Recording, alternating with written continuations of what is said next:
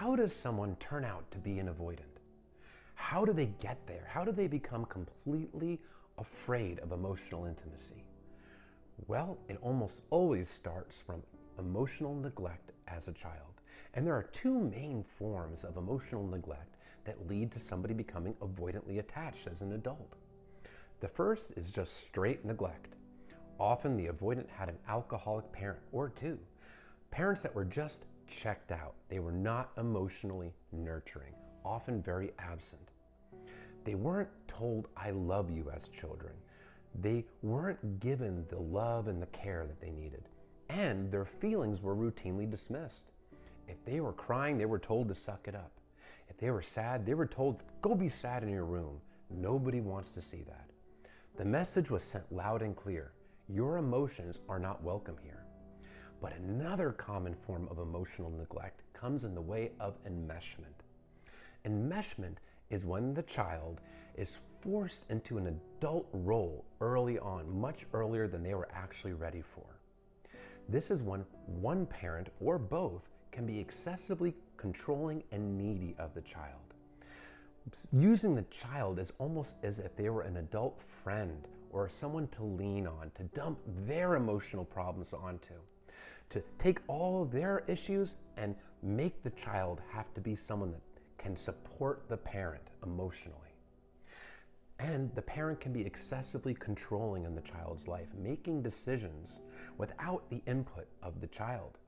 The child feels smothered. They feel unable to vocalize their own feelings. And when they do, it's dismissed because the parent is using the child for their own emotional regulation. It's a form of codependency from the parent, where they are using the child outside of the child's actual capacity. And this results in Peter Pan syndrome. The child emotionally does not develop, which is why severe avoidants are typically emotionally stunted. Because something happened in their childhood where they were forced to grow up, they were not able to progress their emotional growth in a natural way. It becomes emotionally stunted. This is a person, due to emotional neglect, due to possible enmeshment, learns to suppress emotions, learns that their own feelings do not count, do not matter. So rather than process emotions, rather than vocalize them, this person runs from them. They suppress them, they bury them. And in order to suppress and bury emotions, one must also avoid self-reflection. Because self-reflection is the polar opposite of avoiding. When you self-reflect, you have to process emotions, not bury them. You have to reflect on your fears, not run from them. You have to take accountability, see where you've gone right, see where you've gone wrong, and reflect on how your behavior could potentially impact others. That's all painful, and the avoidant has learned to run from painful emotions, to not process them, to avoid them altogether, which is why they are called avoidant.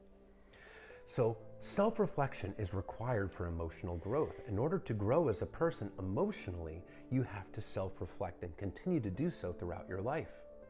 However, avoidants typically stop self-reflecting at a young age due to emotional neglect and having their feelings suppressed.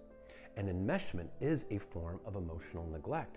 So this person is actually quite childlike emotionally, even though they are in an adult body.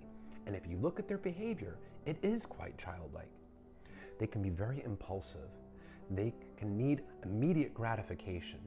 And they can also have adult temper tantrums. It can be the form of outbursts or the silent treatment in the way that a child would. This is a person that is a child in an adult body, which is also known as Peter Pan syndrome. Now, due to all this emotional smothering, emotional neglect, the avoidant learns to become hyper-independent because they learned that they are the only people that they can rely on for their emotional needs. You can't rely on anybody else. If you rely on someone else for your emotional needs, they will disappoint you, reject you, hurt you, and abandon you. So they associate emotional closeness with abandonment.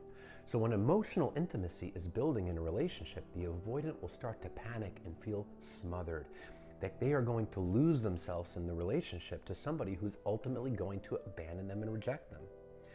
The emotional neglect is a form of abandonment, which is why the avoidant fears abandonment so strongly in their subconscious mind. Because if they let someone in that castle wall that they build around their heart, this person is going to figure out that the avoidant is defective, unlovable, and will reject and abandon them. That emotional neglect resulted in the avoidant having low self-esteem because they weren't shown love as children, so therefore it must have been something wrong with them. They weren't given the love because their parents deemed them unlovable. They carry this through to being an adult if they haven't worked on themselves to heal. So this is a person that fears closeness because they fear that it leads to abandonment. This is a person that has a low self-esteem, that doesn't know how to communicate because they learn to associate communication with rejection and abandonment. This is a person that fears losing themselves in a relationship because that's what happens. That's what they learned. You get smothered. You lose yourself in a relationship if you let someone in. This is a person that longs for love but fears it at the same time. This is a person that, because of their own deep insecurities, becomes wholly self-absorbed. They become only focused on their own perceived wants and needs because nobody looked out for them as a child, so they have to look out for themselves. And what this means is they fail to consider the impact that their actions have on their partners. They don't think of it. They don't go out of their way to intentionally hurt their partner. However, the emotions and the feelings of their partner is simply not a consideration for the avoidant because they are wrapped up in what it is that they perceive that they want and need in the moment. So this emotional neglect and the various forms that it comes in is how someone gets to be an avoidant.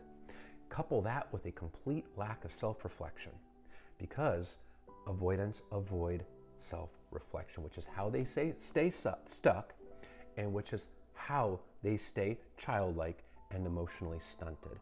And until the avoidant actually commits to self-reflection, commits to change, commits to healing, which should include therapy with a licensed psychotherapist, they can get trapped in this emotional, childlike state and the cycle of push, pull, because of their unhealed fears and their unhealed attachment wounds.